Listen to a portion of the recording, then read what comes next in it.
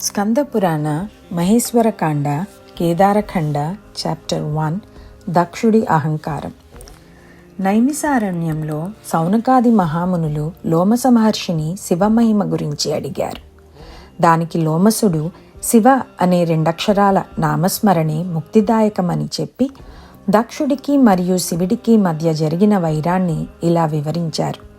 ఒకసారి దక్ష ప్రజాపతి సభకు వచ్చినప్పుడు అందరూ లేచి నిలబడ్డారు. కానీ శివుడు మాత్రం లేచి గౌరవించలేదు.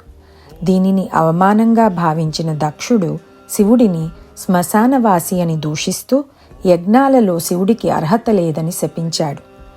దీనికి తీవ్రంగా కోపించిన నందీశ్వరుడు బ్రాహ్మణులు ధనదాహంతో వేదవిరుద్ధంగా ప్రవర్తిస్తారని ప్రతిశాపం ఇచ్చాడు. అప్పుడు పరమశివుడు నందిని శాంతింపచేసి బ్రాహ్మణుల పట్ల కోపం తగదని, అందరిలో ఉన్న ఆత్మ ఒక్కటే అనే తత్వాన్ని బోధించాడు. కానీ దక్షుడు మాత్రం శివుడిపై ద్వేషంతోనే వెనుతిరిగాడు.